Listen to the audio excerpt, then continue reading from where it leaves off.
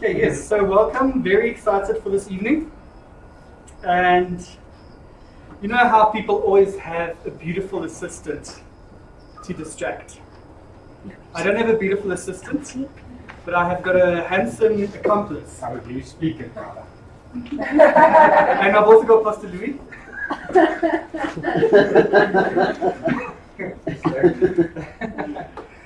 So we asked for a bit of extra information, a bit of extra, see what we can pull out.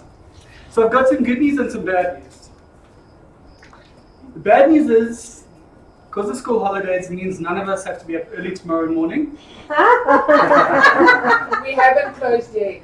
So we have a lot of time. The good news is, Bruce Wilkinson said, hold on, let me get it right. Numbers are important, you know? So Bruce Wilkinson has taught us that there are 3,237 names in the Bible, of which 1,794 are unique. So I was merciful. We capped it at 800. What?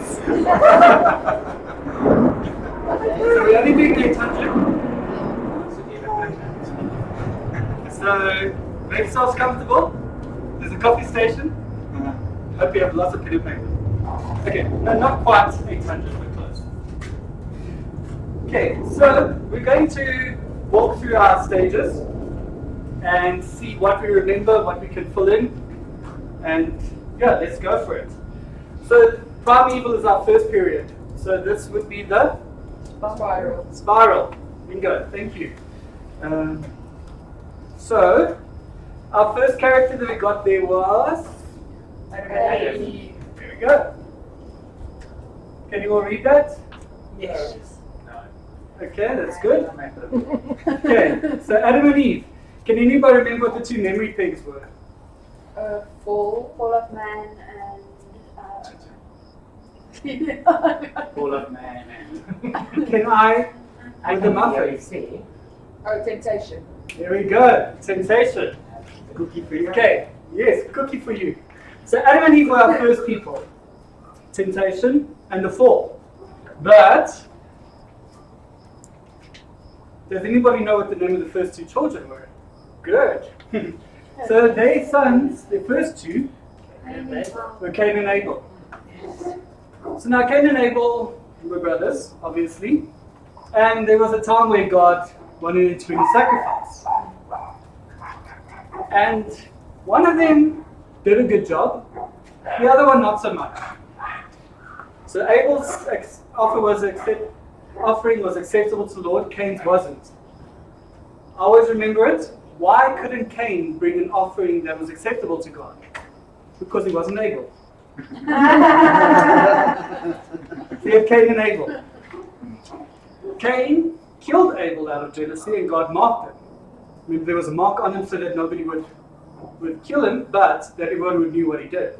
The Bible then tells us Adam and Eve had another son, Seth. From there, they had more children, but the Bible doesn't name them. So we've got Adam and Eve, Cain and Abel, Seth. Thank you.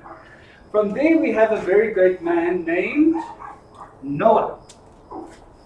Everybody knows Noah for the ark. What did you know that before the ark, well, while he was building the ark, rain had not fallen on the earth at that point. So he was building a big boat. But other words, at all. At all. He was building a big boat for what?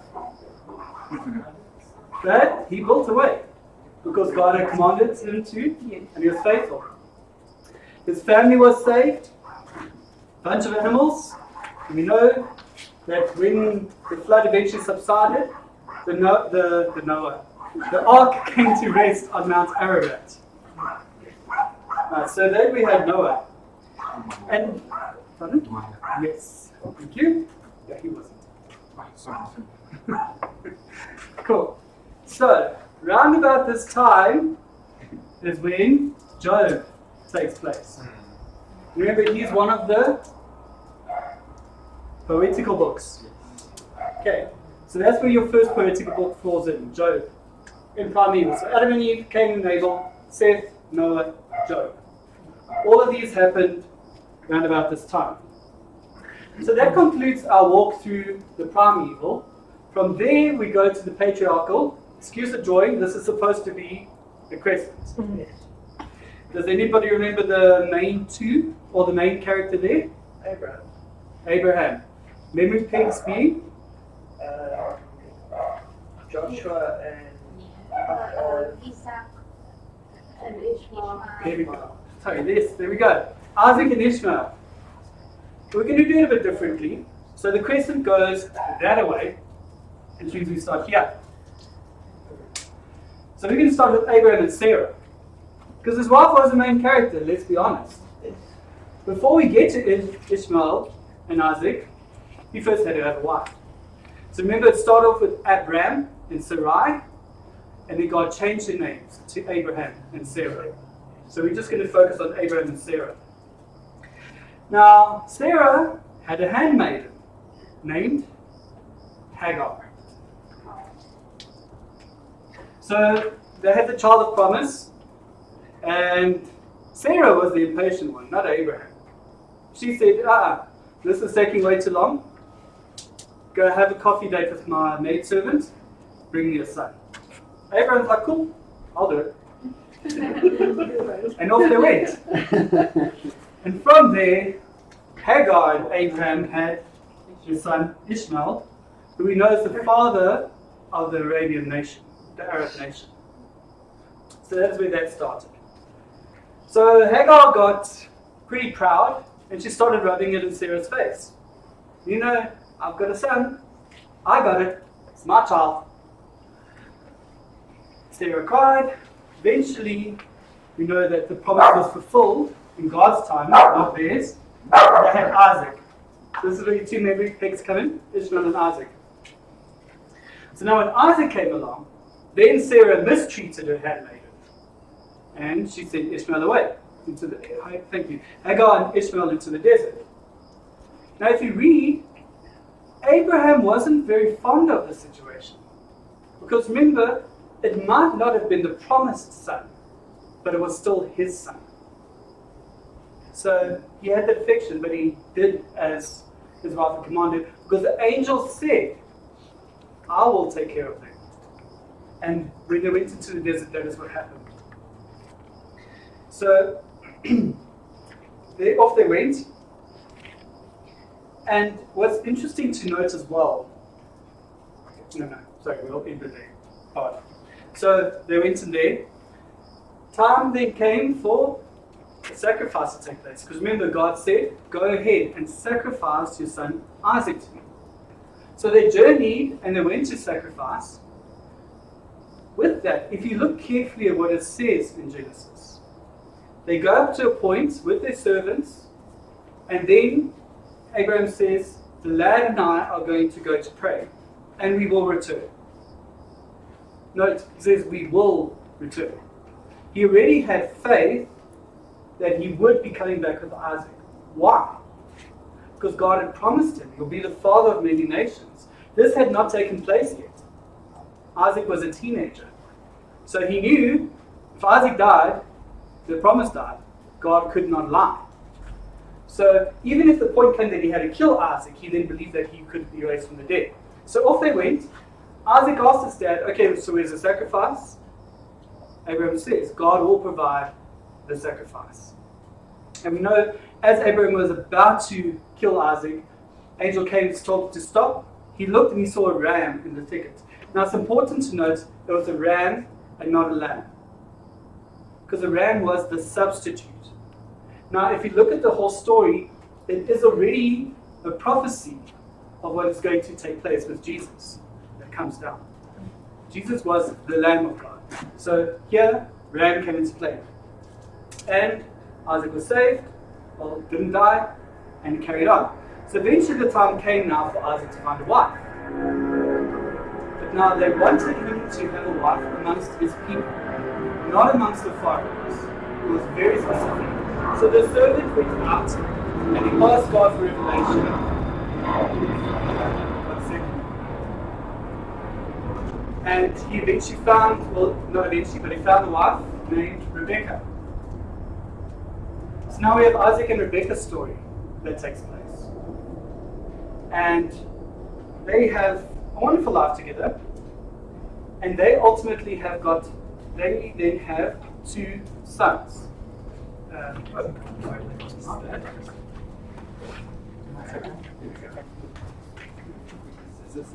Oh, yes. One found. This is working. Okay, that's right.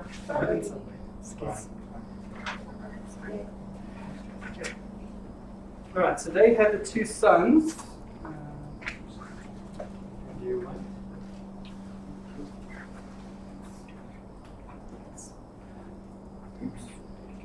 Okay, so they had their sons, Jacob and Esau, who were twins. Now remember, when they're coming out the womb, Jacob caught Esau's heel. So he already started this nonsense before he even got to earth. He was already determined. As we read, the life goes on. One day, Esau's out hunting, and he's hungry. Comes across Jacob, and Jacob's got a wonderful stew cooking, and Esau says, "Can I have some?" Jacob says, "Yeah, full price." And he actually sells his birthright for the soup. So remember, it's quite significant with birthright because that is what the eldest child had. That was the blessing that came upon them. So with that came wealth, but also came responsibility. Because now if you had a birthright, if something then happened to the patriarch of the family, you were then responsible for taking care of the rest of the family. So it wasn't only moonshine and roses, there was responsibility, the same as our modern day lives are. So when time came for Isaac to give Esau his blessing, which should have been his, remember Rebecca was deceitful and disguised Esau. Isaac's eyesight wasn't good at that point, and instead he gave the blessing to Jacob instead of Esau. Esau was the upsetting and wanted to kill his brother. Rightfully so, depending on how you look at it. But remember, part of the deception, he had already sold his birthright. So now you have to ask yourself, was it wrong what he did or wasn't it? Esau had given up that right. So that's a question for another day. Anyhow, so Jacob runs off because Rebecca loves Jacob. And she's like, "No, your brother's going to kill you." Maybe she didn't say it in as much, but we almost had another Cain and Abel situation going on. Thank you. So he runs off to his uncle Laban, and he starts to work for his uncle. He sees his cousin Rachel, and he's like, "Wow, now her I can like to have." So he says, "Hey uncle, what's the deal? What do you want?" Uncle says, "No, cool, work 7 years and you can have her as a wife." He works for his uncle 7 years. When the time comes for the marriage, he gets drunk and spends the night with his new bride. In the morning he realizes it's not Rachel, it's the older sister, Leah. He goes to his uncle and he says, "What's the deal? I've been working for Rachel and I wake up to find Leah in my bed, who I've now married." So his uncle says, "No, but I can't marry off the younger one until the eldest has been married. So if you want Rachel, work another 7 years." He does it, and the Bible says he didn't mind doing it because he had loved her so much. So he did, and so eventually 14 years down the line, he ends up having both wives. He spends another 6 years working for his uncle. Yeah. Another 6 years working for his uncle. And in this time period, so it's a total of 20 years, right? If you notice it, no, running a little bit. Let's yeah. Yeah, okay. So, along the way, eventually you read in the Bible where he runs away in the middle of the night. Because now he's a bit concerned, so in the middle of the night he steals away with his wives, with all of his cattle and herds and all the rest of these things, and he goes. 3 days later his uncle catches up to him and says, "What have you done?" Why do you steal away from me in the middle of the night? You've stolen from me. Now, unbeknownst to Jacob, Rachel had stolen from her father. She actually stole the idols. And she hid it on the camel that she was on. And Jacob said to his uncle, whoever's tent you find it in, kill that person. Because I haven't stolen anything. Go ahead. He didn't know about Rachel. Rachel, however, was deceitful. Much like a mother-in-law. And she said to her uncle, or to her dad, sorry, I can't get up. It's that time of the month. And her uncle, the dad was like, it's cool. You stay on the camel. And that's how she got away with the idols, actually. But remember, at this point also, Jacob said to his uncle, why, you're accusing me of being deceitful, but in the 20 years that I worked for you, 10 times Laban had changed the terms of employment. There were 10 times that he had deceived him. For example, with the wives. That's just one case. So read it. There's 10 times that he deceives her. Anyhow, now the time comes for Jacob to go ahead, and he has to be reunited with his brother Esau. So he was worried, because last time he saw Esau, a couple of decades earlier, it wasn't going to end so well. So he sends ahead and herds, and all of these wonderful things, and riches, and. And while he sends them all ahead, he stays the night, and he actually wrestles with an angel. And he wrestles with the angel the entire night, and he says, I will not let you go until you bless me. I refuse. Now, if you think about just wrestling with a person the whole night, that would be something. An angel, I don't think it was an easy task. But he did it. The angel touched his hip, and he actually walked with a limb after that. And his name was changed to Israel.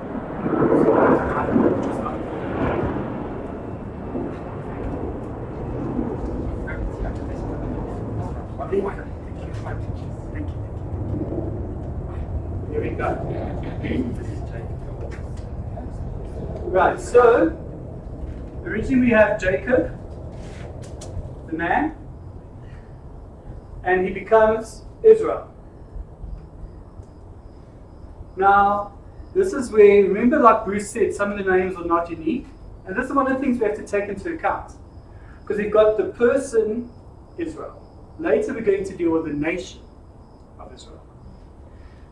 So Israel, Jacob, Israel, between his wives, Leah and Rachel, they have 12 sons. And they form the 12 tribes of Israel, being the nation. Right? So this is everything that happens in our patriarchal, which brings us to the close of our crescent. An interesting thing to note with Abraham and Sarah, when he settled, Abraham actually saw the promised land. He saw Canaan. Before Joshua got there, before the Israelites got there, before they went to send out the spies, Abraham already saw it. Why do we say that? Because remember, at that point, God, when he divides the land between him and his nephew Lot, he says, that which you give is the land that I'll give to you. And he settled, if you think back to our picture of the whole map, where he settled is Canaan, promised land. So that brings us to the slide, which is in Egypt. So can anybody remember the main character for Egypt? Joseph. Joseph. Thank you. Yeah, boy, yes. So Joseph, we start back at the top again. Can anybody remember the memory pegs? Famine and ruler of Egypt. Hey, Tin Pinta. Hey, well done. There you go. Famine and ruler of Egypt. So that was Joseph. Yeah. Cool. Okay, so Joseph was there. So, just a quick recap. Joseph was his father's favorite. Really loved Joseph. Joseph had dreams where he interpreted the dreams, and he says, runs off and tells his family, hey, I had a dream. You're all going to bow down to me. How about that? They're like, yeah, how about that? They weren't so crazy about that idea. So, we're out in the desert, and they came up with a plan to kill him. His brother, I think it was Reuben, says, no, don't kill him. Let's spare his life. So they dig a pit, they slaughter an animal. Joseph's coat of many colors that his father gave to him, they cover in blood, and they run back to the father. Well, first they sell him to the Egyptians, and run back to the father and say, sorry, a wild animal came and killed your son. Sorry, eh? At this point, Benjamin wasn't born, by the way. So Joseph goes off to Egypt and becomes quite popular there. And he really, I think he grows in esteem. And he comes to serve in the house of a man named Potiphar. So Potiphar was pretty high up. The thing is, Potiphar had a wife. And his wife liked what she saw, namely Joseph. And she's like, hey, got a room, got a bed, come and have a visit. Joseph's like, no. That's not my style, eh? So while he's running away, like a good man, she tears a piece of his robe. When Potiphar comes home, she says, hey, Joseph tried to rape me. Potiphar's not impressed. Throws Joseph in jail. That's it. I'm done with you. Tronk to. So now in jail, he's there for a number of years, but he meets two individuals. Namely, Pharaoh's baker and his cupbearer. So while they're there, both of these individuals have a dream. Now remember, when we started with Joseph, Joseph has the gift of interpretation of dreams, right? So they come to Joseph and they say, hey, we've had a dream. What does it mean? Joseph gives an interpretation. It doesn't end so well for the baker. Sorry, dude, you're going to die. That happens. Cupbearer, you're going to be restored to Pharaoh in your position, which also happens. He says, just do me one favor, please. When you go back, just remember me. Cupbearer's like, yeah, sure, of course, thanks.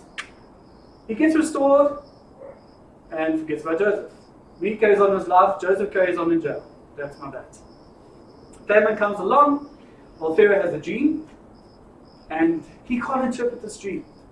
And the cupbearer is like, hey, I know somebody. Let's get Joseph from jail. So Joseph comes and interprets a dream, and that's where he has a dream about the 7 fattened calves and the 7 thin. So he has 7 years of prosperity, going to be followed by 7 years of famine. Remember the placeholder. Which comes true. Joseph, this is where he gets his position. And through this, Joseph's family, his brothers and his father, and his mother, because that point. Anyway, his family, let's go with that, are restored to him. So he's actually used to save the nation of Israel, his brothers who wanted to kill him. And that's also where his dream comes true, where he said he would see them bowing before him. Because of his position in Egypt, that's exactly what happened. So, let's just make sure I get my names right. Yes, that's what happens there. So now, I warned Bertie that he's going to have to protect me. This is that moment. If you watch this recording, please forgive me, I love you. I did some research, because I was like, Potiphar and wife. I'm pretty sure her name wasn't wife. Was it? I did some research. It turns out, not in the Bible, but based on the scrolls, etc. with Egypt, Potiphar's wife had a name. Does anybody know what it might be?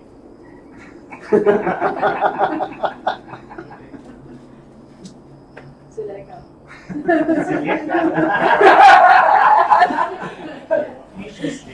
Potiphar's wife was named Zuleika. Love you. Rara. Rara. No, thank you. So, I didn't make it up. I didn't name her. I don't think. So that concludes our time in Egypt, right?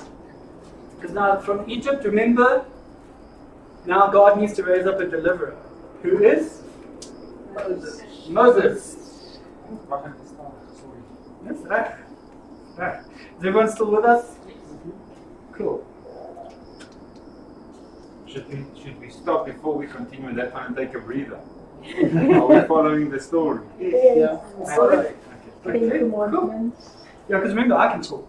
In case you didn't know, I can talk. So, we start with Moses. Memory takes you.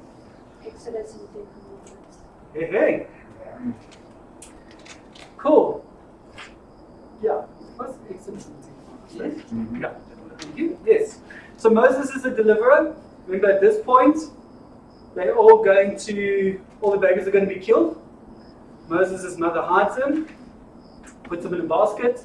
Off he goes, gets adopted by Pharaoh's daughters, raised in the palace.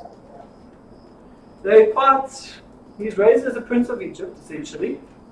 One day he sees the Israelites being mistreated, so he kills the Egyptian, and he hides the body. Next day he comes out, and the Israelites are like, stay away, you're going to kill us too. Moses is like, oh shucks. They know what I've done. I'm out of here. Into the desert he goes. He's not sticking around. Who does he meet? Jethro, a priest of Midian. Jethro has a daughter.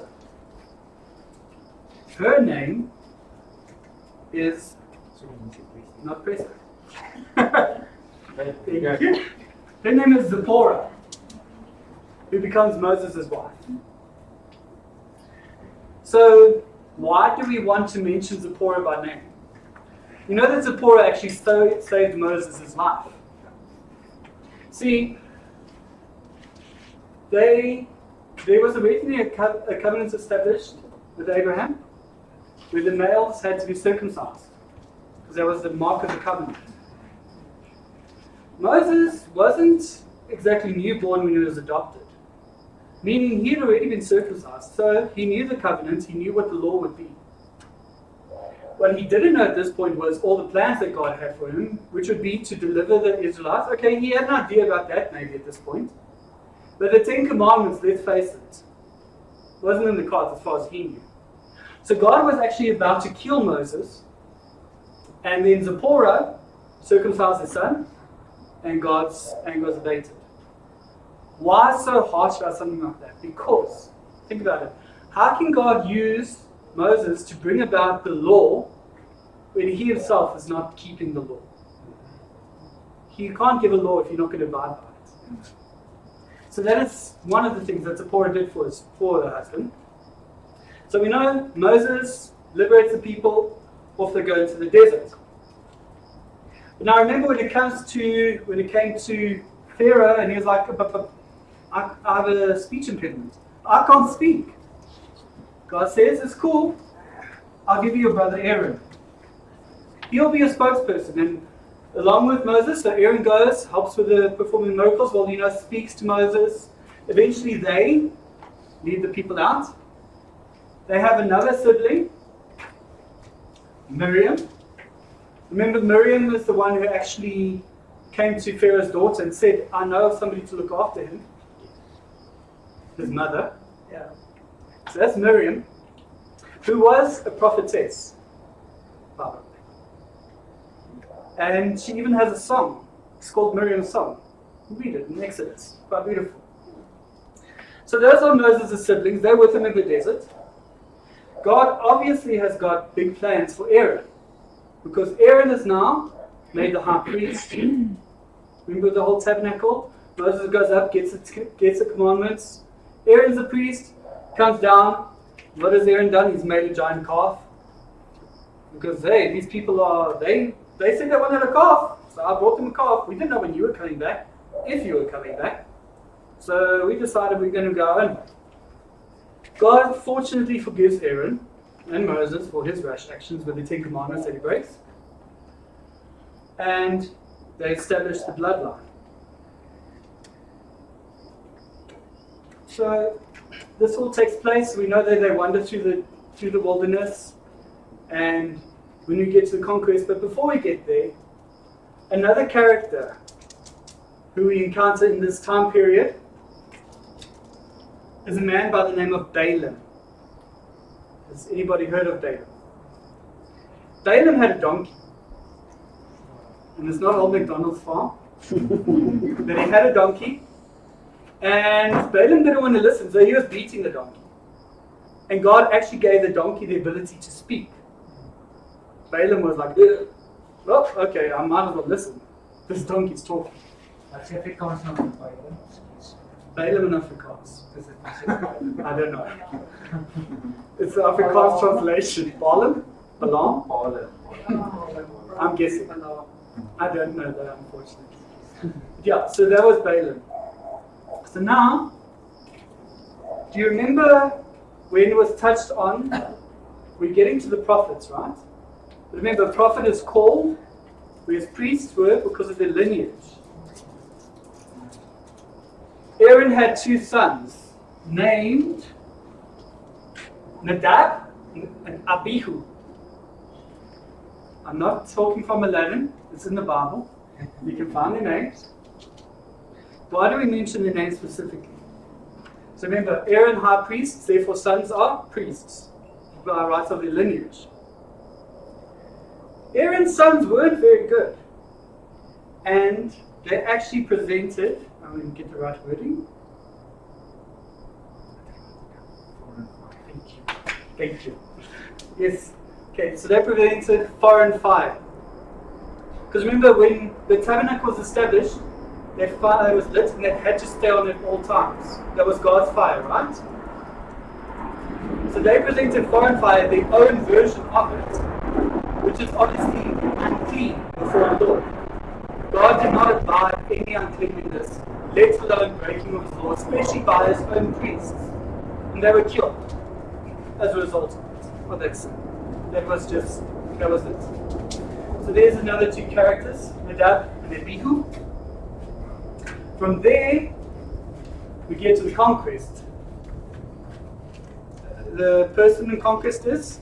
Joshua. Yeah. No. Memory pegs? 12 spies. We said it together. And? Yes? The Well, thousands sometimes. sometimes. And Jericho. No, that happened there, but the memory peg was? Anya? The promised land. No. It was the red cloth. No. Okay. So, Jesus' first miracle was turning water into wine. Church tried to change it back ever since, right? But grapes. But yes, promised land, sorry. Yeah. Okay. My bad. I was thinking grapes. Anyway, moving on very swiftly. Thank you. Okay, so we have Joshua, and along with him we have Caleb. So now they were 2 of the 12 spies that went out to the promised land, and there were 10 that gave a bad report, 2 a good report. And you remember that it says in Numbers that for every day they spied the land, they would spend a year wandering in the desert. They were out there for 40 days from Kadesh Barnea. So 40 years in the desert for them. Can I ask you something? Yes. Kan ek Afrikaans Ja, vra? natuurlijk. Daar waar jy gepraat het van die seuns van Aaron, Ja? is dit hulle wat in die vuur was? Nee. Nee, is dit op 'n ander keer? Ja, dat Okay, is dankie. op aan. Ja, dit komt later nog. Okay. Yeah. So, Joshua and Caleb. And remember, anybody below the age of 20 was safe, but 20 and older, they would die in the wilderness, except for Joshua and Caleb. So some of them, they had to wait until die. Others would have been, yeah, that was it. They knew the existence was the desert. Now imagine, that was all you knew. But eventually came Promised Land. And this is where we get to very interesting things. Thank you. So when they went to see the Promised Land, first they went to Jericho, and they went to spy there, and people caught wind that the spies were there. So they were going to be killed, and they went into the house of a lady named Rahab. This is where the red cloth comes in. So they said, please hide us. And Rahab said, no, well, I'll hide you, but when you come for the city, because she knew it would happen, you need to stay there, bless you. So Joshua said, okay, this is how it's going to work. Your family needs to be in the house with you, and you need to hang that scarlet thread from the window. If that is there when the city falls, you and your house will be saved. So there was a condition for Rahab. Now remember, as we said before, Rahab was a very popular lady. She was well known in Jericho. She had a little side business. Cool. Anyhow, she had the rope there, so when Jericho walls fell, their house was saved. Their house did not fall along with the walls. So Rahab was saved. Now, can you notice that already between Rahab, we've got a similarity going right back to primeval with Noah. Why? Noah, you will be saved, you and your family, provided they are in the ark when the flood comes. Rahab, you and your family will be saved, provided they are in the house. And you have the scarlet thread, or the rope. So they see there was a condition, but you notice there's already similarity starting to go between the two. Is this what it is? And there's a third similarity with Moses and them coming with the 10 plagues coming out of Egypt. Also, you and your family had to stay in your house. Yes. With Yeah. the Yeah. with Yes. the red blood Yes. around the- Oh, Ting Ting. Yeah. En al nie meer? Die lamsbloed op die deur in Egypte. O, Dit ja. was ook in die huis No, no. gewees.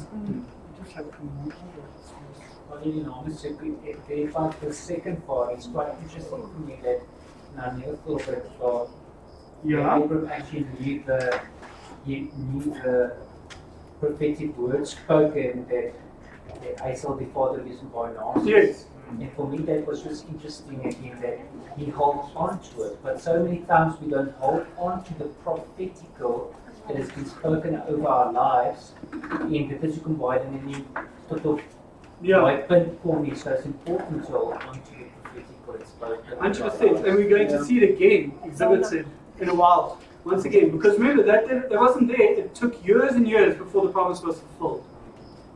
And like we saw with Ishmael, he did a sidetrack, but God still gave him his promise.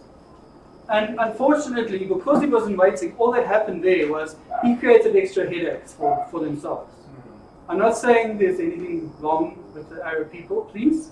But what I am saying is, this friction that came about in his house, the agony that he had from having to kick his son out, could have been avoided. That heartache, if he had held on to the promise and not tried to do his own thing. I think yes. So that's Rahab. Now, interesting thing to note. Remember the name Rahab. We're going to come back to her again because we're not done with her. Oh, that's what's in the right order. Excuse me. Yes. So, we have the judges, which is the cycles. Remember there were the 5 cycles that Israel did over and over and over and over 7 times because they were just, like us today, not prepared to listen. If only it was Around only in there that. for 40 years. So God, they asked for judges. Because remember, they got God's law.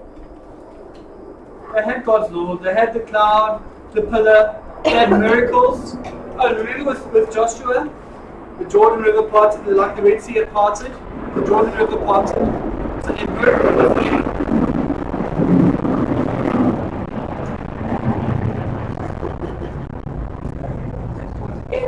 Yes. But that was not good enough. They wanted judges. And God's like, I don't want to give you judges. But no, we want man to rule over us. We're done with this whole our own story. Like, okay. Bam, off you go. Who was the person for judges, by the way? Samson. And his memory pegs were? 1,000 men for the stone. Yes. And A judge. Yes, yes. 1,000 sons with a jawbone of a donkey and a judge. Correct. So, but he wasn't the only judge. There are 12, if you read the book of Judges. A lot of these names we don't know. Deborah might ring a bell. Gideon, a lot of us are familiar with. And of course Samson. No. Not yet. Mhm. That's Elon. So, notice the order of it. Samson was last. There. That's cool. So we had our judges. And with that, who's the other name that's mentioned is Samuel. But Samuel's not only a judge, he was actually a prophet. But now let's not jump ahead. So was he at the 13th judge? Essentially. Because first, before we actually meet Samuel, we meet someone else. A lady by the name of Hannah. Now Hannah was Samuel's mother. And she came to the temple and she was crying. She was crying before the Lord because she wanted a child. The priest, who was named Eli, saw her and he thought, yo, this woman's drunk. Really drunk in the temple. I don't know, maybe he figured she's got an intermediate wine. Who knows? Either way, he wanted her out of there. When she said, I'm not drunk. My heart is just sore. I don't have a child. The Lord spoke to Eli and he said to her, a year from now you'll have a son. Cool. And her son was Samuel. And as soon as Samuel was weaned, she returned him to Eli and he was raised in the temple. Raised in God's ways, but in the temple. And now the significant thing to note is Eli was a priest. So, hearing from God, kind of this thing, sort of what he does. That's why he's in the temple. And one night Samuel hears a voice and he runs to Eli and says, yes, you called? He goes like, I didn't call you, my child. Go back to bed. Okay. Samuel goes back to bed. Samuel. Yes, Eli.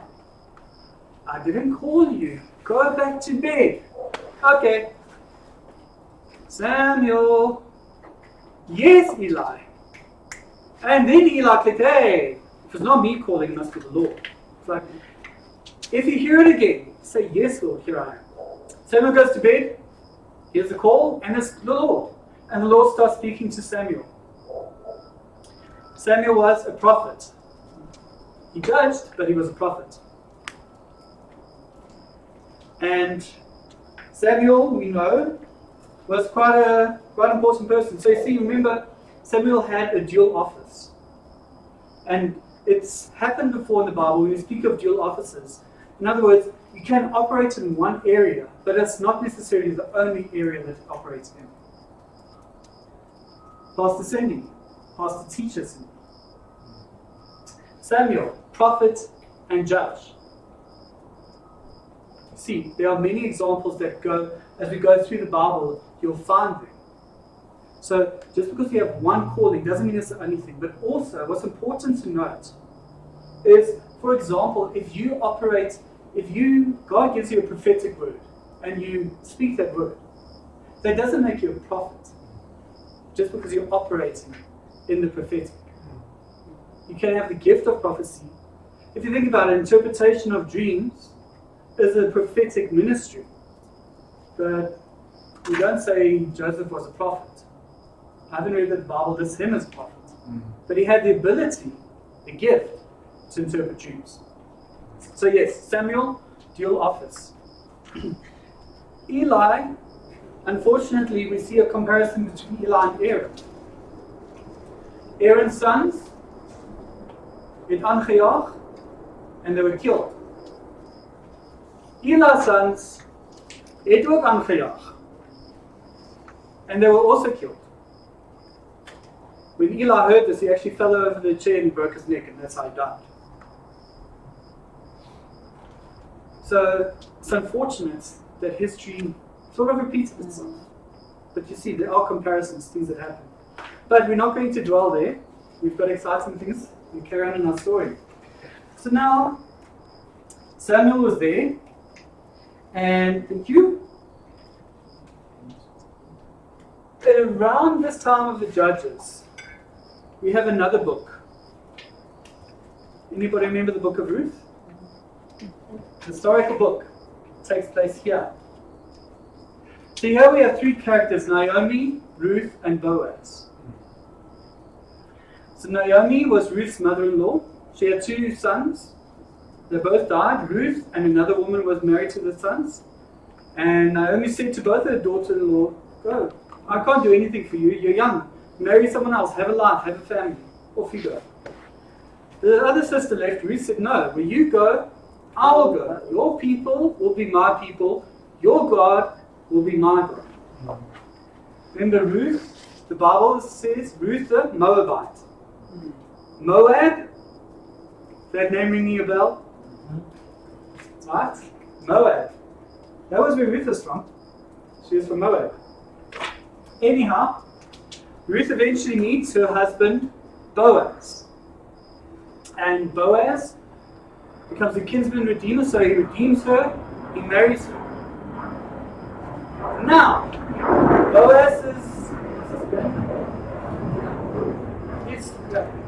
Boaz's grandmother is Rahab.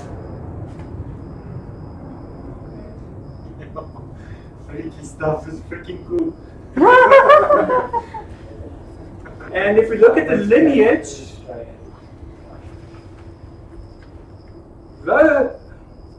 Ruth, I think that's either grandmother, great grandmother. So son, grandson or great grandson, we will meet in a while. Are you guys still okay so far? Yep. Yeah. Cool. Moet ons nie bene reg voor ons aan. When the stretch legs, we good? Nee. Okay. Good. Okay.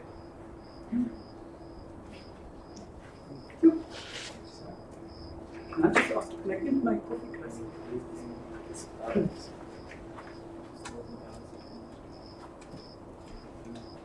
Did you say what is Ruth and Boaz's children's name? Was it coming? Was it not coming? No, I can't remember. It's not significant.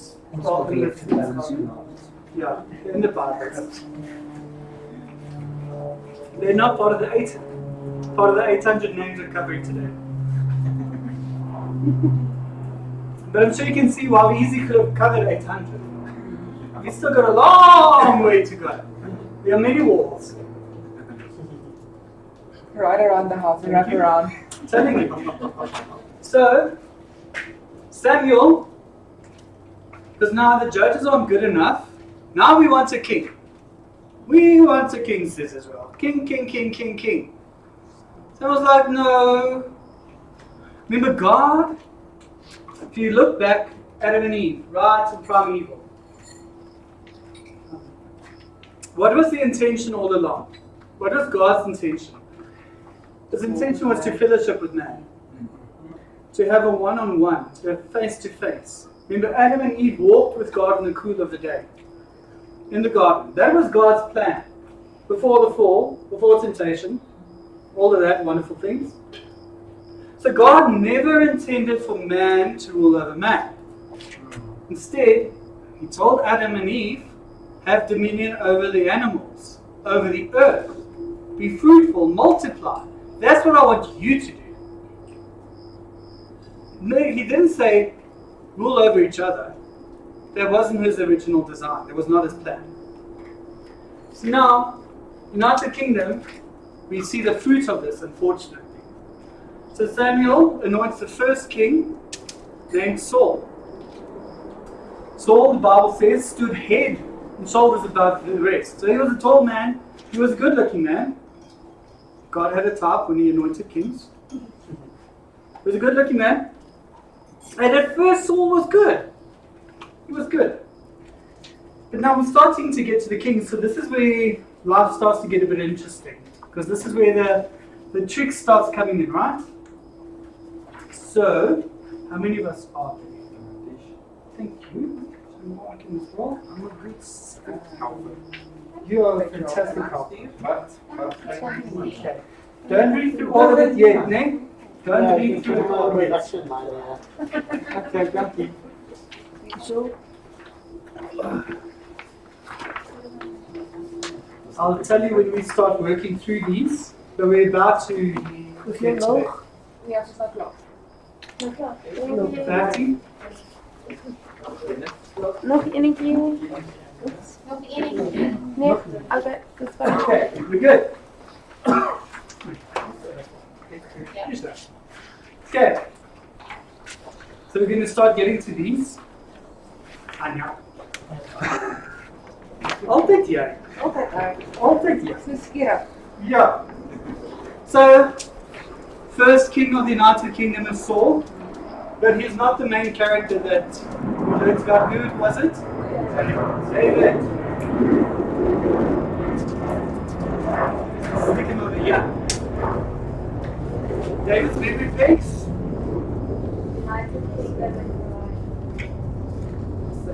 Yes, the thing.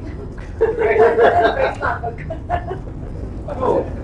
United Kingdom and East So the thing to note with David is, so with Saul, he was a good king at first, and then he stuffed up. And unfortunately for him, it was one time too many. It wasn't just the first time that God was like, okay, I'm done with you. But it happened over and over. Eventually God was like, no. You're not being the king I destined you to be, that I anointed you to be. I'm anointing someone else. Samuel had a hard time with it. The Bible says, eventually the Lord said to Samuel, how long are you going to keep mourning for Saul? I've chosen someone else. Go. So he goes to the house of Jesse, meets what he thinks are all of Jesse's sons, because now God says, I have my king in Jesse's house. He meets the son, he's like, oh, no, this fits the model. You've got a good-looking guy, tall, strong. Him.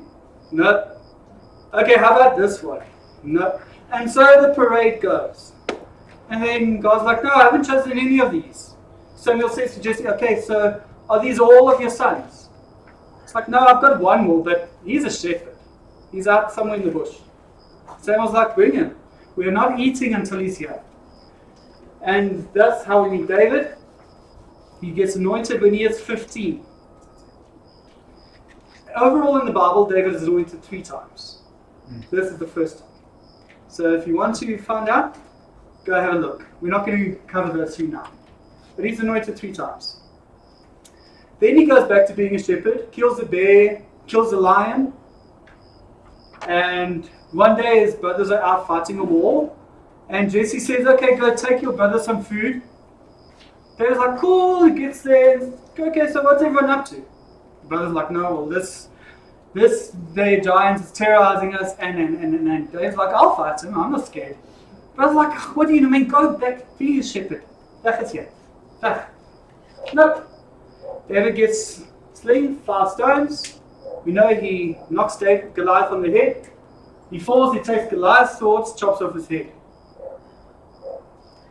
And when David was going out to fight Goliath, Saul offered his armor to David. David tried it on, but it's like, this is too heavy, it's not made for me. Thank you, but no thank you. And he didn't have any armor, and he went and fought Goliath, conquered Goliath. So of course now, Saul's really impressed with this little guy. Okay, I like you. But, along with Saul losing his anointing, something else happened. The Bible tells us the evil spirit came upon Saul and started tormenting Saul. Saul was not a happy camper. So David went to the palace and he actually played music for Saul. And his music was the thing that calmed Saul down. Obviously David had already shown his mettle, what he can do on the battlefield. So Saul made him a general, he moved higher and higher. And he became very high up in the army. And Saul liked this until the ladies started singing. Saul has slain his thousands, David has 10,000s. Now, this Saul didn't like. So he tried to kill David. He threw his spear at him, missed. But now, while David was at the temple, because remember, at one point, Saul wouldn't let him go home anymore. He said, you will stay in the temple. This is your home now, you're done. He saw. In a good way, at first. So while he was there, David met Jonathan. Jonathan, we know there are a lot of, their friendship is legendary, literally. And so when Saul was upset with David and tried to kill him, and David ran away, he was hiding in the field. And Jonathan said, okay, no, we'll come up with a plan. I'm going to check out how things are going with my dad. and I'm going to come out here, I'm going to shoot a bow and arrow. Depending on what I say to my servant about where the arrow landed, is going to let you know whether or not it's safe for you to come back. So David's like, cool. The situation was not good. So Jonathan shot the arrow. David had his warning, no, he can't go back home. Because remember, this is not home. Right? He lives in the palace. So they make a covenant, a blood covenant. They exchange clothes. So they will look after each other. Therefore, look after their families and their children. And their bond was extremely close. So David then runs off into the desert, hiding from Saul. David becomes quite popular. He has his mighty men. They wage a lot of wars, do a lot of wonderful things. In this time in the desert, David has got opportunities to kill Saul. But he doesn't. His men want him to kill Saul. They're like, hey, you're anointed king. This guy's up to no good. So why not take his life and end it? Then it's not done. David says he will not touch the Lord's anointed. He refused. At one point, Saul and his men were camping in a cave without knowing that David was camping in the same cave. And he actually tore a piece of the robe. And he said to Saul, look, I could have killed you. Here's your robe. I could have killed you, but I didn't. Saul's like, oh, forgive me. And then he carries on trying to kill David. And so the cycle goes, much like Judges, with their cycles. Saul had his cycles, many of them. So one day Saul and Jonathan are out waging war, because that's what kings did. They went out with the war. And Jonathan was killed. Saul was mortally wounded. And he didn't die there. So he said to his servant, kill me. Because if they find me, it will be so much worse for me. So the servant killed him. Then killed himself. When David heard about the plague,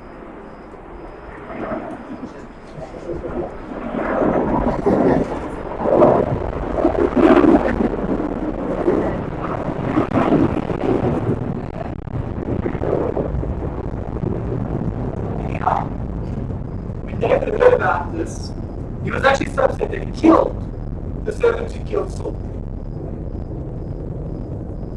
Why? You will not touch the anointed of the Lord. Saul may not have been, David might have been anointed, but Saul was still king. So, David becomes king. We know he's the second king of the United Kingdom. David is an interesting character. As we know, Goliath, Jonathan, and David had a few wives. Now we know where his son gets it from, but we're going there just now. One of David's wives was named Michal. She was Saul's daughter.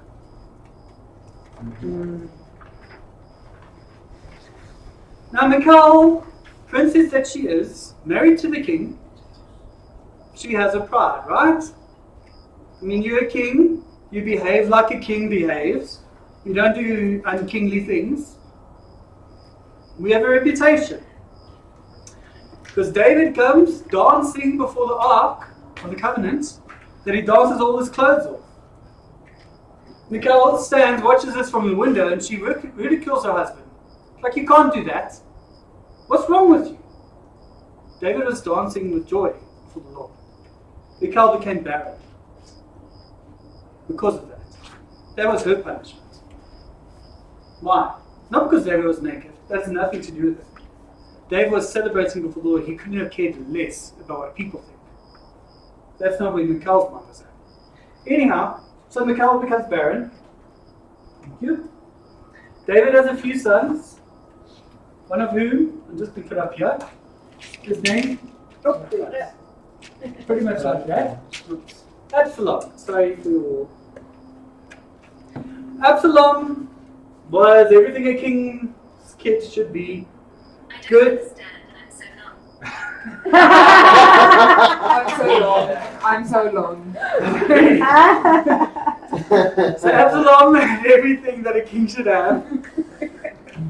Thank you, Siri. Including very wonderfully long hair. In fact, it was such a symbol that every year he would make a big scene of weighing his hair. You had to have very long hair if it had to be weighed. Let's be honest. It's not like a little bit. So Absalom's like, but I can be king. Why should my father be king? I want to be king. People like me. I've got the qualities. He tries to overthrow David, unsuccessfully. David doesn't want to go to war with his son. He wants to reconcile. His son doesn't want to have anything to do with it. One day, Absalom was riding along on his horse, checking out the scenery, and his hair, his point of pride, gets caught in a thicket. To the point that he's hanging from his hair in the tree. Yeah, exactly. One of David's men comes along and is like, oh, it's you, is it? Kills Absalom. David's heartbroken, obviously. But that's the end of Absalom. Because God didn't ordain Absalom. He ordained David. So David, as we said, including Michal, was one of his wives. He had a few. Another one, Bathsheba. Bathsheba. Okay, so what happened here is David, remember where were Saul and Jonathan when they were killed? They were out at war, right? Because that was where the kings were supposed to be.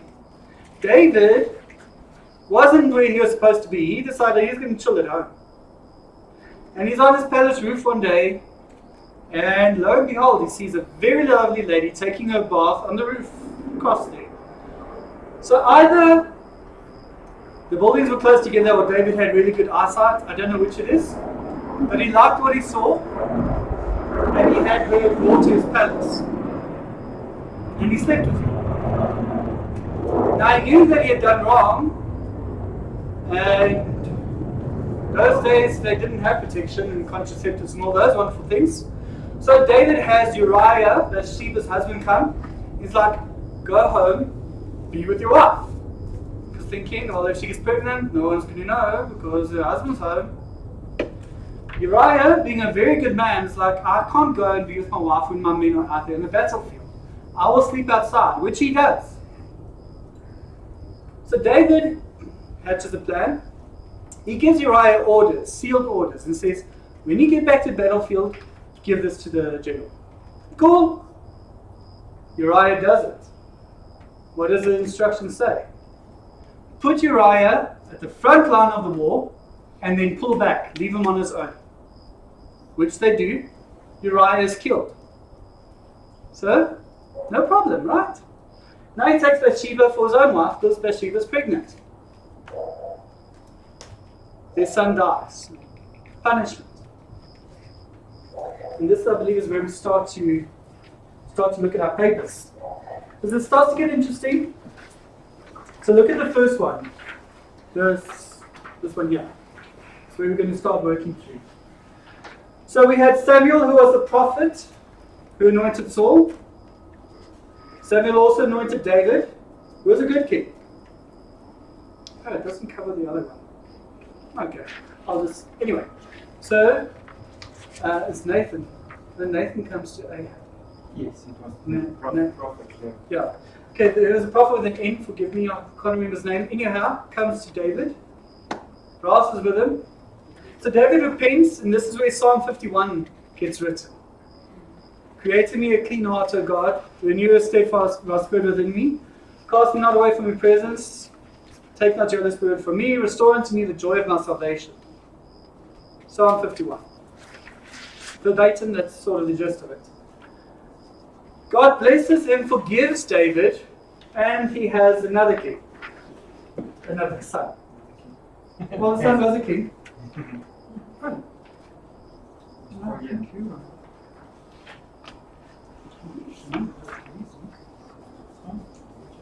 Sorry, I'm just trying to. Oh no, you're right. I missed those. Oh, before we get there, David's fifth wife was named Haggith. Haggith had a son, thank you, named Adoniah. Adoniah, however you want to skin it. And Adoniah also tried to overthrow David. It also didn't end well for him. Unfortunately, him and his brother, maybe not the same ending, but an ending nonetheless. You can't take what is not ordained by God. Yes. So David and Bathsheba, oh no, this was the bonus. There we go.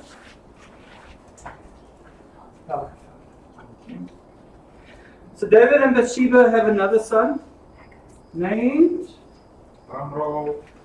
Solomon. Now we know Solomon was cool at first. Yeah. We like him in the beginning. He was a boy when he became king. God said, anything you want, ask me, it's yours. Solomon asked for wisdom. God gives him wisdom. Along with it, gives him riches. He's the wisest king that ever was. Now, he had 700 wives and 300 concubines. That's 1,000 ladies. That's 3 a day. 3 a day for He was a very busy man when he wasn't ruling the kingdom. One of his wives, all the way back to Egypt, not the same time, one of his wives was Pharaoh's daughter. He had princesses for wives. He had wealth. Everybody wanted to marry. Why? Because, hello, he's rich, he's powerful. It's the United Kingdom. Who doesn't want to be the king's 973rd wife? Whatever. Or lady, rather. He had 700 wives. So some examples of Solomon's wisdom. So we hear about there were two ladies who each had a baby.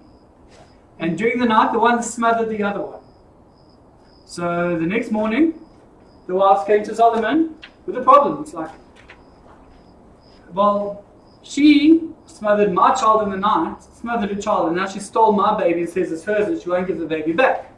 The woman was like, no, it's my baby, it's not your baby. You smothered your baby. So she said, she said. So Solomon, in his wisdom, says, okay, cool, bring your sword, let's cut the baby in half. One was like, okay, I'll take half. Other woman's like, no, give her the baby. Don't let the baby die. And he says, okay, so that is the mother, because the mother will not let her child out. So he was wise. He also did what David could not do. David wanted to build a temple for God, but he wasn't allowed to because he had blood on his hands. Solomon built the first temple. Fulfilled his father's wishes, right? And God's promise when God said, you cannot build a temple, but your son will. Solomon. So now we get to the divided kingdom. Now as we said that comes to So David had 3 sons, right? I think he had more than 3. But Yes, they're not listed. Solomon and that obviously So those are the 3 of his sons that I've mentioned. 2 of his wives we covered. Michal, Haggith and Bathsheba. 3 of his wives. So this was his 5th. I stand under correction, I think he had 7. I may be wrong, don't quote me on that. But this was at least his 5th wife. So we knew he at least had 5. Solomon decided to prove his daddy can do better. Anyhow. So now we get to divide a kingdom, and our main character is Rehoboam. Don't we love this guy? He's just amazing. Memory pegs being There's the divided kingdom. And the whip with the scorpions. So Rehoboam, Yachan, And to the point that people are like, I don't want to follow this, we don't want this. We're leaving. 9.5 kingdoms go that way, 2.5 tribes go that way. Right? They split it up. Which tribe split? It's in the Bible. Yes. I can't give you all the answers. There has to be something for you to read. I asked once in a blue moon. When Oma asks, you answer. Unfair. Sê Alba met vra. Oma vra. Vra Oma. I anticipated this exact question and on purpose I left it out. Okay. Because I'll go read. thank you. So then we also have Jeroboam. So this is where we start to work through here. So now it gets a bit complicated, right? Because you've got kings of Israel, kings of Judah. Remember the nation splits. So we're not going to list all the names here because there are a lot. So we're going to work through the sheets. So this is the main one, and then on the other sheets you've got the kings of Israel, northern kingdom, southern kingdom, Judah. So let's have a look at them. So on the left you've got the prophet. So remember we said prophet was Samuel, who anointed Saul and David. They were the kings of Judah. At this point, Nathan, there you go, it was Nathan. Yay. So Solomon was never anointed by a prophet. I can't recall exactly. I'm not entirely sure. Apparently was going to be this. Yeah. I can't remember offhand, and I don't want to say I it. think She so, yeah, became because she became Yeah, so it might have been just because of. of the Yeah. bloodline. Bloodline. So now, after that, you had Rehoboam, and it says he was bad king. The prophet there was Shemaiah, also was there. Now, so at the same time that Judah had Rehoboam, Israel had Jeroboam. Oh, isn't that cute? And the prophet for Israel was Ahijah. So then after Rehoboam, on Judah's side he had Abijah, and on Israel, who was a bad king. On Israel's side you had Nadab, who was also a bad king. Then you had Abijah, the king, not the prophet. You see already the same names taking place. So one's a prophet, one's a king. Two different ones. He was a bad king. He reigned for 3 years. Nadab was also a bad king. He reigned for 2 years. Then Judah caught a break and had Asa, who was a good king. He reigned for 41 years. Israel had Baasha, bad king. Then we have a good king. Israel had no good kings. Not a single one. So just very bad. No, there's not one that says good. So then they had another good king, the Judah, Jehoshaphat. So we may have heard the story of Jehoshaphat. He was a good king, as we saw. Remember, at one point he had to wage battle.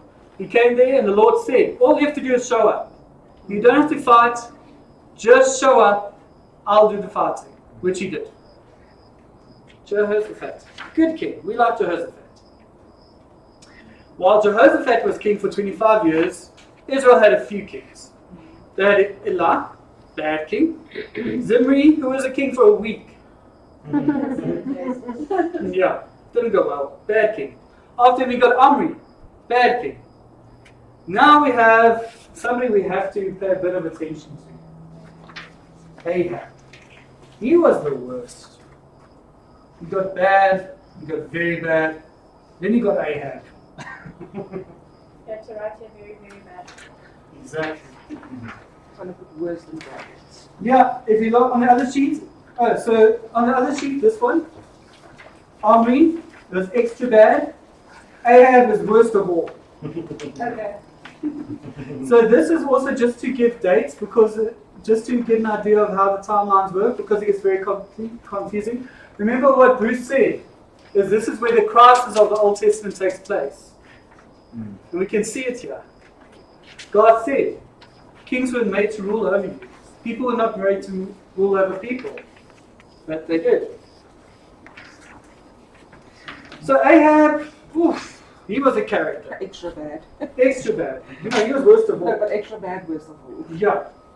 In fact, it was so bad that we had one of our major prophets show up around about this time.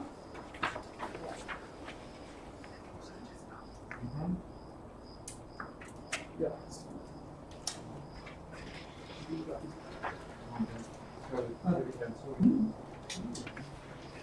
Thank you very much. Then do you think my assistant's been going for God? Yay! Okay, so they finally got in. Oh, no. She's wrong side. She's a bad lady. So Ahab, worst king of all, he had a wonderful wife named Jezebel. Jezebel was something else.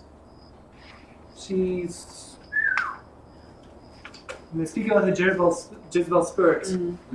Okay. Jezebel, bad. She's so bad, God brings along one of our major prophets, Elijah, comes on the scene. Now Elijah and Ahab, they're not seeing eye to eye. Because Elijah says, Beth-Haran, stop it. I don't like you, Ahab says. Elijah's like, I don't care. For example, Ahab's neighbor has a vineyard. Beautiful grapes. Ahab's like, I want that land. The guy's name is Nathan. Nathan. I think it might also be Nathan. Stand under corrections with an N.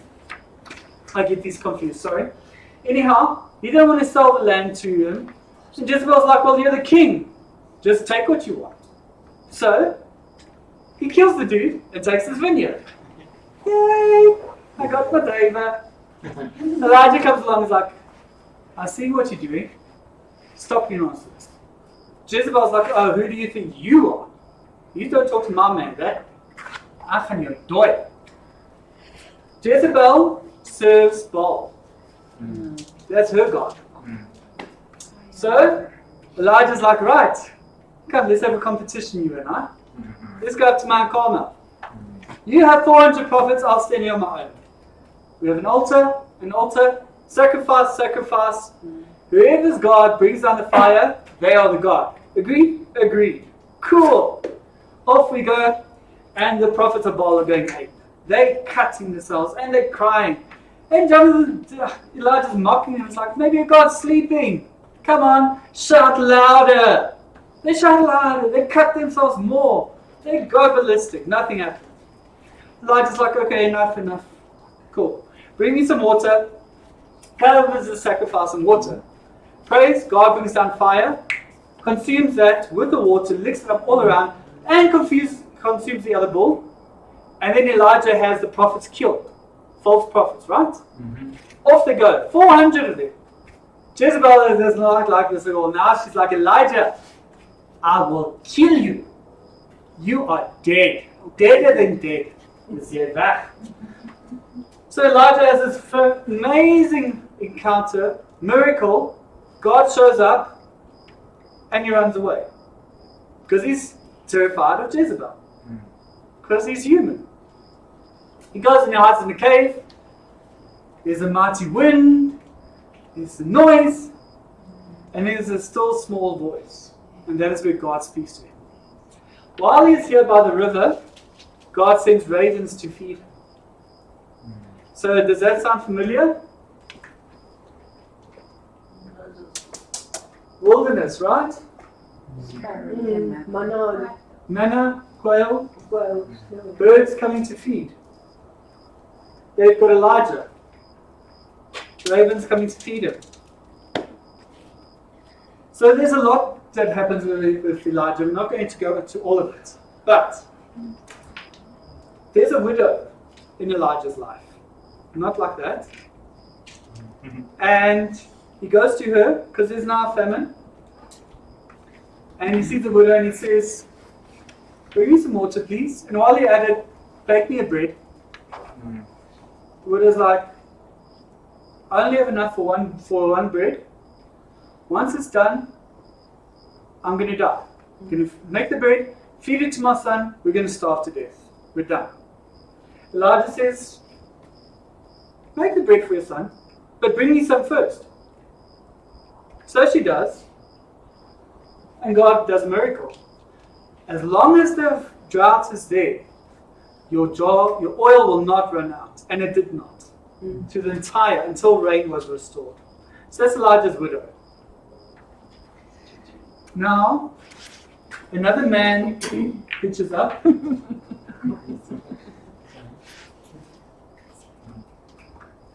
Just the one who's sitting licking there while you're being recorded.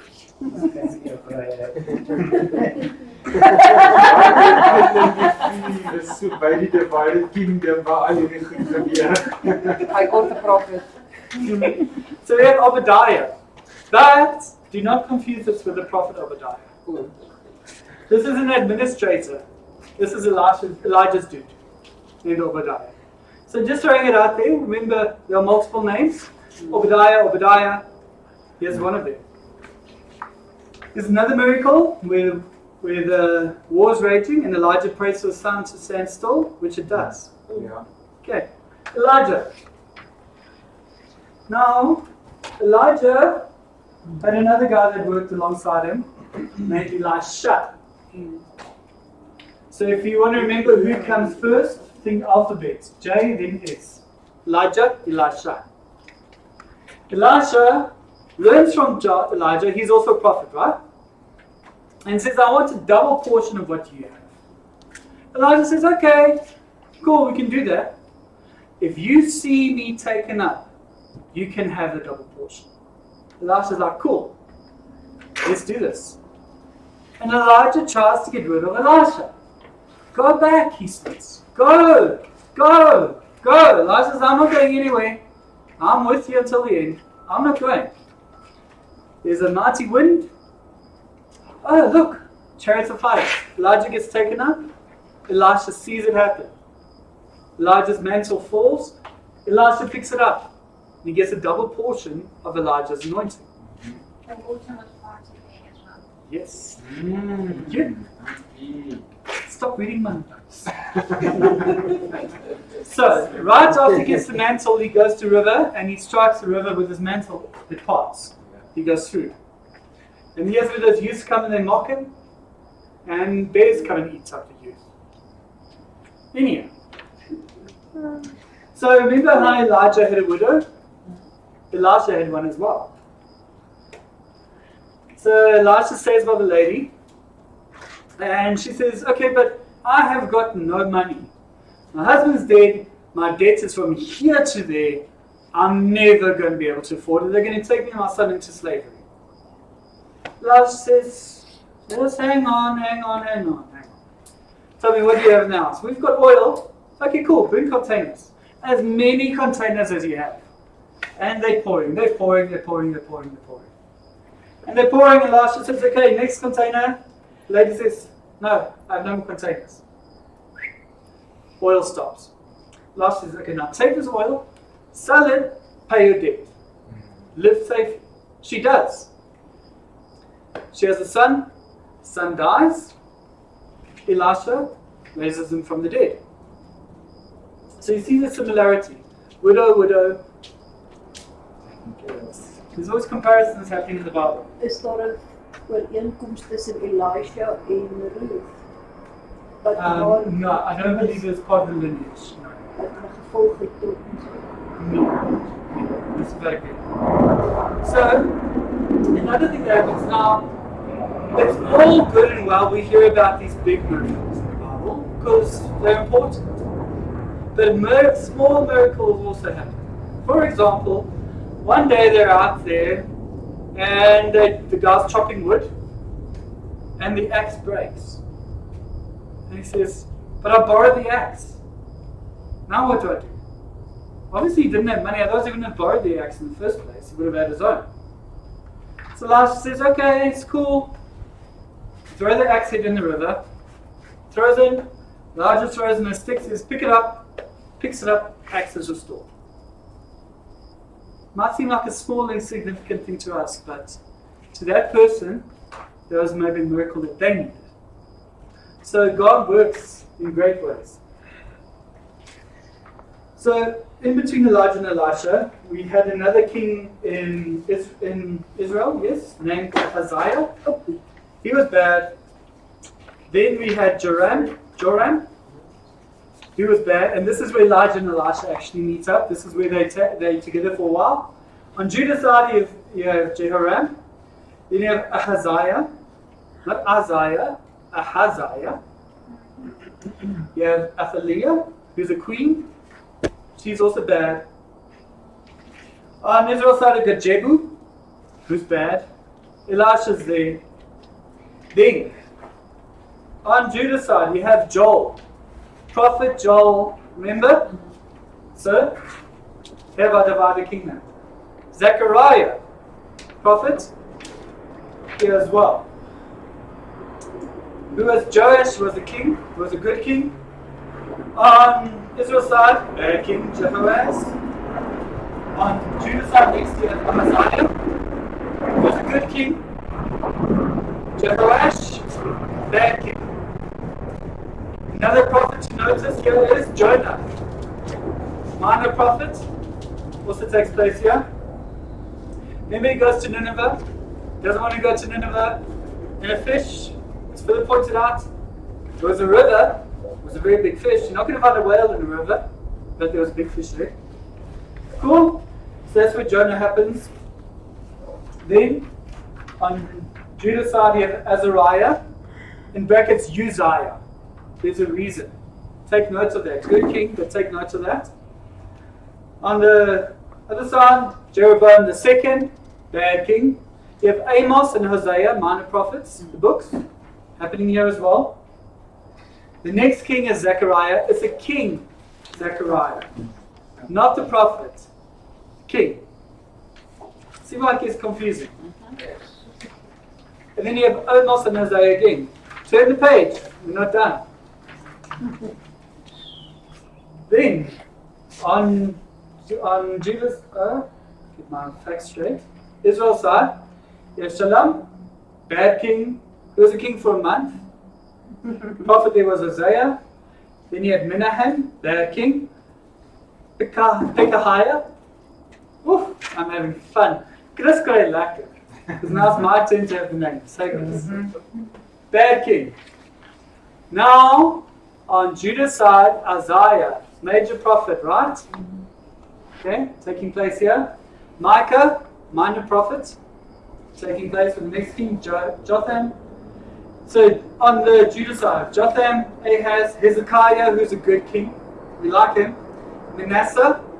This is Manasseh the king, not tribe. Israel. Remember this Manasseh? This is a different Manasseh. There, yeah. Not same. Different. You have Ammon. You have Josiah, who's a good king. Then you have Zephaniah, Habakkuk, Jeremiah. Prophet. Jeremiah is with the next king, Jehoaz. Then let's just quickly jump over to Israel's side. So you have Shalom, you have Menelaham, Jehoiah, as I said, Pekah, Hoshea. Not Hosea, Hoshea. It's very much of confusing. Telling you. So Israel didn't have one good king. No. Did you get the numbers? No. We can just read. So yes. Exactly. I had a note here with how many there were. Most bad. It's 27 and 30, hey? Yeah, I think so. Is this 27 and 30? Oh yeah, 19. There I can read. 19 and 20. 1, 2. There it is. Sorry, 1, 2, 4. Okay. Oh, numbers 5, 6. Okay, so for Judah, you had a total of 20 kings.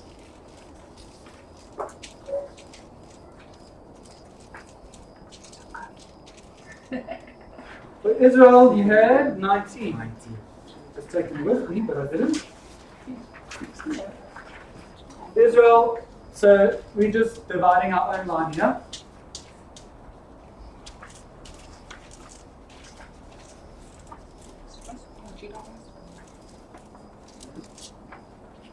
Israel, 19 kings.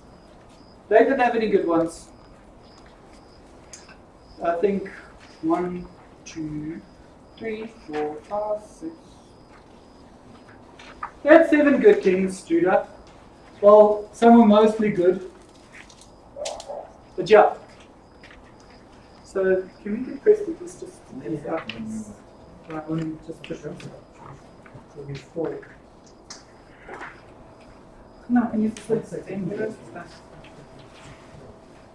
So let me stick this up from both sides. 10. 10.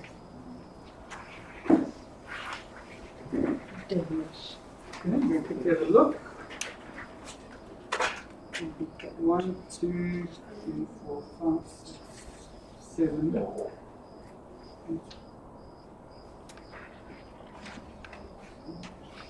I only did 8. I count 8. Yeah, me too. Just on this sheet. We do Oh. that. Oh, okay. It's like 1, 2, 3, 4. David, Solomon. Okay, because okay, yes. Sorry, I was looking now in terms of the divided kingdom. That was. Sorry. No, so sorry. But yeah. Okay, so let's just stick that there. So we've got, obviously our sheets give us a better kingdom. Yeah. Now something else. Calvin, which one is that top on the top there? Southern kingdom. So southern kingdom, this is Judah. So I know south and north is upside down, That's so confused. but it's cool. That's fine. We like it. We do it different. We'll pretend it was on purpose. I was very confused now for a second. Yeah, thanks. In myself. So, oh, the last sheet look, thank you. Cool. So let's just stick this here. It's not as pretty and colourful as the charts are supposed to print in colour. We printed black and white, and I saw it too late, so I wasn't going to reprint. Sorry about that. Good, thank you. So we're just going to stick this here. Here. Maybe last there. So do you see why Bruce says this is a crisis of the Old Testament? Because there's a lot that goes on here. There's a lot. And this is where the books of Kings and Chronicles are quite good to get that information. You can learn about them. Thank you. Another wonderful character, the last one you're just going to highlight for the divided kingdom. It's not a king, so I'm just going to stick him here, is Jabez. Remember Jabez. So Jabez, his name means bringing of pain. Yes. So he prays and says, Lord, that you would bless me indeed and enlarge my territory, that you may keep my heart from evil, that I might be a blessing to this world. Extend my tent pegs. And God granted his request. And then Chronicle says, in Jabez begot so-and-so, begat so-and-so, begat so-and-so, and so it goes on. So for me, the first time I heard of Jabez, there's a little book written called The Prayer of Jabez. And it's written by Bruce Wilkinson, funny enough. The author of Survey of the Bible. It's a thin little book. It's a good book to read. So if you can get your hands on it, I'd recommend so. Now, we start with...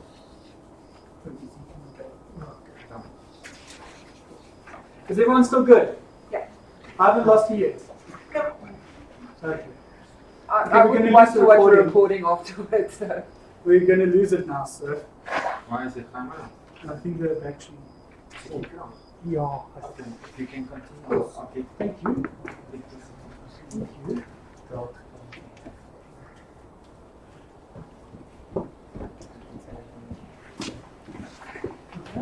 Take a break. Okay. While we're doing that, can you just stop the recording there? We're just going to take a pause, and then we're going to get to the last two parts. Just to stretch legs and more 16. Okay, cool.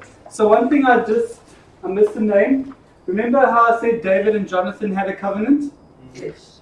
So now after Jonathan and Saul had died, David wanted to know if there's anything that he could do for Jonathan's family. So Jonathan had a son named Mephibosheth. Mephibosheth. I'm not swearing. So what happened was when Mephibosheth's maid was running with him, she fell and the boy was paralyzed. So he was a cripple. David eventually heard about Mephibosheth and had him brought to him. The maid was scared for him because he thought, well, they're going to kill him because, extinguish the end of the line. So Mephibosheth, we'll put over here. Instead, what David did was he brought him to his palace and he looked after him for the rest of his life. Because he fulfilled the covenant that he had with Jonathan where he said that he would look after his family. So that was just a reminder, covenant fulfilled. Right. So now, we move on to a very exciting part.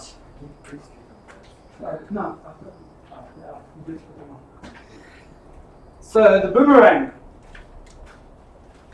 Let's start with Ezekiel. We're familiar with the valley of the dry bones. So remember, God brought him there. Can these bones live? You, Lord, know. Prophesied, they rose up. That's Ezekiel 37. In Ezekiel 47, there's a very interesting story, and you guys, please go read that chapter. So in the temple, there's a trickle. He has a vision. And the water starts from the temple, and it's a trickle, only by his feet. And then he goes deeper, goes up to his knees, deeper, up to his waist, until eventually he's swimming in this river that is flowing into the sea. And in this vision, as it flows, it actually sweetens the water. So you've heard so far in church, we're speaking about starting with a trickle, starting with a trickle.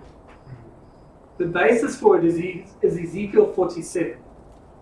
Something can start off small, but it has an effect where it multiplies until it actually changes everything around it. Another thing to take note with that is, it wasn't a matter of Ezekiel was in the trickle and then he was swimming. He went with the angel and he moved forward. It mentions, I think, a few hundred feet at a time. So what is the key behind that? If you're in God's presence, things change in His presence, right? Yes. You need to stay in His presence and you need to move with Him if you want things to be moving. Because think about it, it's sort of the opposite. Because if water is flowing to a temple, you'll think it will start with a river and end with a trickle. But he has the opposite. Starts with a trickle, ends with a full-blown river. So Ezekiel 47. Have a read. It's interesting. Now another prophet who came up was Daniel. Now we know Daniel is pretty big in the whole exile period, right? The two major prophets that take place there. But we're going to look at a few other people. So, does anybody know Mishael, Hananiah, Azariah? Ne? Remember I said earlier Azariah, there was a king? This is not him. So, Mishael, Hananiah, Azariah, not speaking in tongues. If I tell you Shadrach, Meshach, and Abednego, do you know what I'm speaking about now? Same people. Same people. See what happened here? This is the actual names. All of these names bring glory to God. When they got to Babylon, their names were changed, and these are all Babylonian gods. Daniel's name was changed to Beelzebub, Babylonian god. See, so that's what happens is, because now remember the boomerang? The first conquest came, okay, that was actually part of our sheet before. So you guys get that here. If you look at this one, with the kings, we're going to start speaking about the first exile. So, Jehoiakim, bad king, Judah's first captivity to Babylon. Then you had Jehoiakim with an N, that's where Ezekiel ministered. And that was Judah's second captivity to Babylon. So this is where that happened. And remember, Israel was destroyed. They're gone. So that's what happened there. So now we are We're in Babylon now, the 70-year period that we call the exile. So Shadrach, Meshach, Abednego, I'm just going to say it because it's easy to say the names, because we practiced those names. So part of it was where they had to bow down, and they refused, so they were thrown in the fire. The furnace was heated up so badly that the people heating up the furnace died from the heat.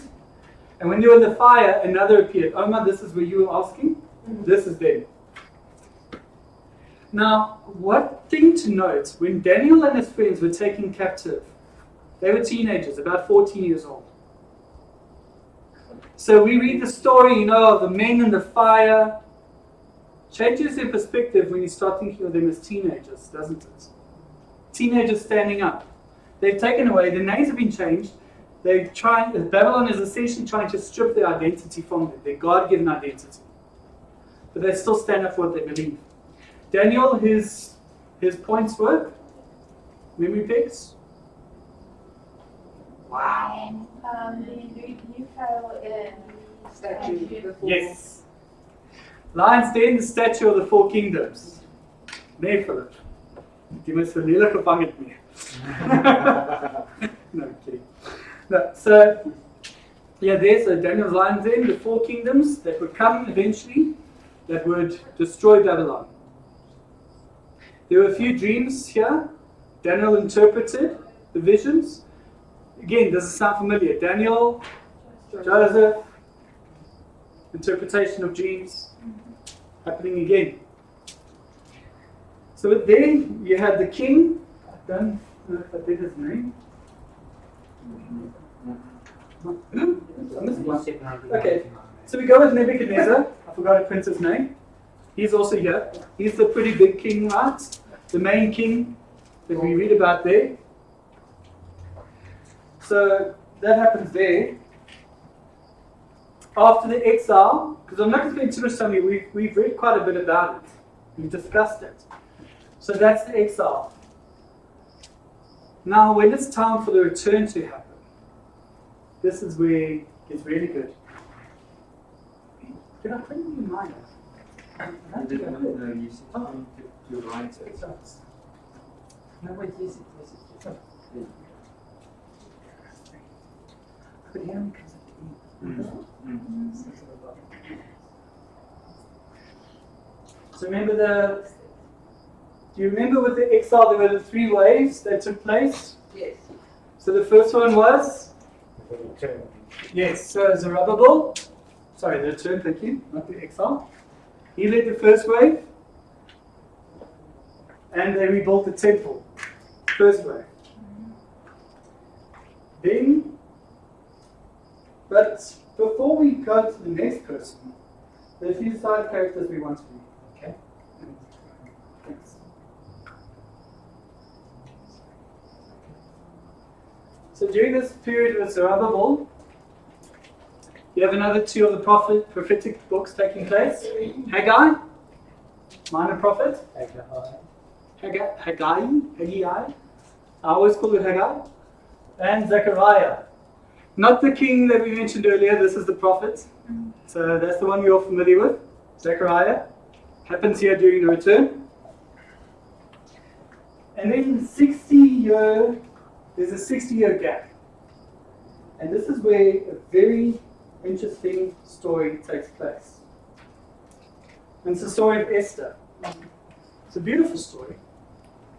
So, Esther is a Jew. So what happens is the king, Xerxes. So first he has his wife. It's going to come to me later. I'm going to kick myself. Anyway, he has his wife, Vashti. There we go. Queen Vashti. That's the king's first wife. Now she was very beautiful. Very beautiful. And the king was having a banquet. And he wanted to show off his wife. So he says, bring it to me. And she refused. Like, I'm not going out. I'm not some trophy wife. She is, but I'm not some trophy wife. I'm not going out. So she refuses and the king banishes her. Says, you're gone. You're not the queen anymore. Out of the kingdom. So now the king wants a new wife. So he has all these young virgins brought, and they're pampered for a year. For a year, they pretty much live in the beauty salon spa. They get bathed with milk and they get treated with perfumes for a year so that the king can now choose his bride from all of these wonderful virgins. Right? Eventually he chooses Esther, who is a Jew. They don't know this. Very important fact. Esther knows, but the king doesn't. Cool. So Esther's there, and there's another guy by the name of Haman. Haman's a bad guy. Because you see, Esther had an uncle, Mordecai. So now Mordecai was by the gates, and Haman, because he was very high up in the thing, he wanted Mordecai to bow down to him. And Mordecai's like, I'm not going to do that. Come fuck no ass. Yes. So Haman is very offended, and he now hatches a plan. He's going to have Mordecai killed. He knows that Mordecai is a Jew. Remember, he doesn't know Esther is one. Much less if they're related. If he knew that, he might have changed his plan. So Mordecai goes to Esther and says, look, you need to intercede, because Haman's now had a plan hatched where all the Jews are going to be wiped out. So Esther says, I can't just go into the king, because at that point, if the king didn't summon the queen, if she wanted to go to him, if he was having a bad day, and he didn't want to see her, she would be executed. Done. Gone. I'll do another Britain's Got Talent, and we'll get a new wife. So she has the nation of Israel fast and pray for her. She arranges it, she goes to the king and says, what would you like? She says, no, I want to throw a banquet for you. It's like, okay, cool, let's do the banquet. She invites Haman. Now Haman thinks his life has really come together, because now he's about to get rid of Mordecai. He's actually built gallows for Mordecai to be hung on the next day. And he's invited to a banquet. So he's a guest of honor. So hey, life doesn't get better than this. At the banquet, Esther says, King, someone's trying to kill me. The king is furious and says, who? I will have him executed. She says it's Haman. The guy sitting over there, he wants me killed. At this point, Haman finds out just who Esther is, but it's too late. The gallows that he built for Mordecai, he gets hung on instead. So that's pretty much a summary of what happens in the story of Esther. So now we come to the second wave.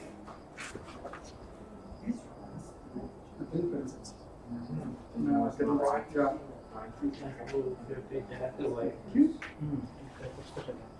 This is COVID.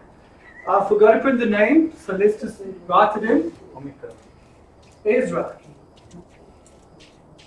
Remember, this is also where Ezra takes place. Second wave. Ezra, priest, leads the people into a revival. Then we've got Malachi.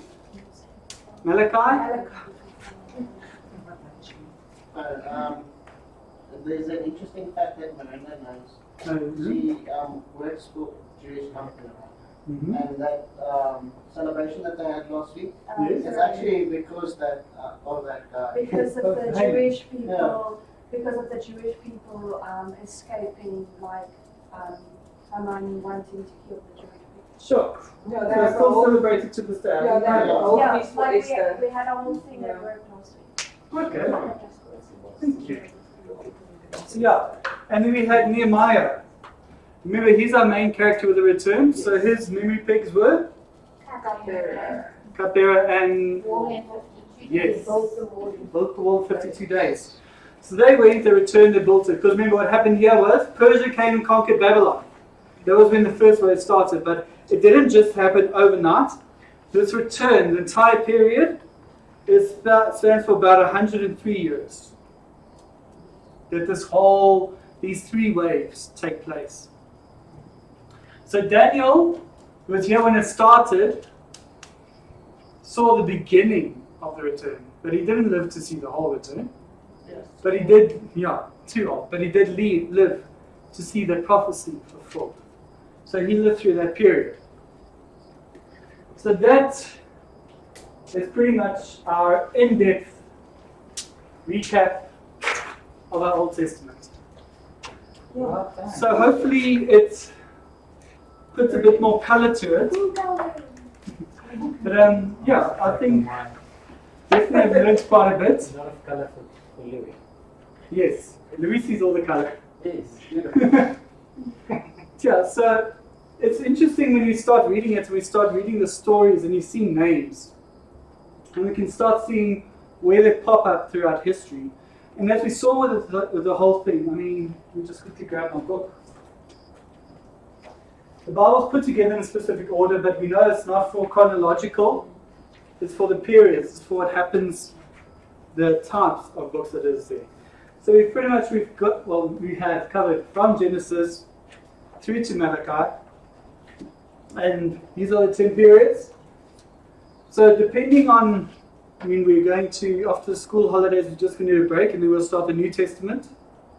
And then I think we'll probably do something like this as well at the end of New Testament to recap. It might not be the same kind of thing, because New Testament is different, so we might take it a bit of a different angle. But we will try and also add in some extra things along the way. Thank you very much. Yeah, thank you. That's awesome. Thanks. Thank you.